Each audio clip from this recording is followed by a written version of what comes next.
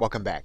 Now, if you are already a user of Outlook.com, you probably already know that you can add your email accounts to Outlook.com to receive email and to manage email, and that you don't necessarily need Microsoft Office 365 in order to do that.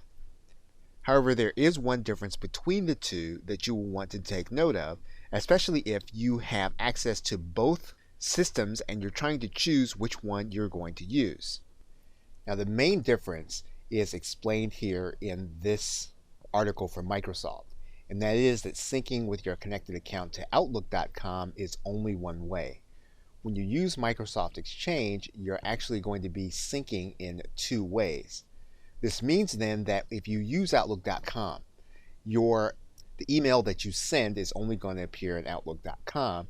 It's not going to appear also in your connected account. With Microsoft Exchange, it will appear in your connected account. So if you're looking to archive and you're looking to keep track of your email for business purposes, it may be a good idea to use Microsoft 365 if you have the choice to make.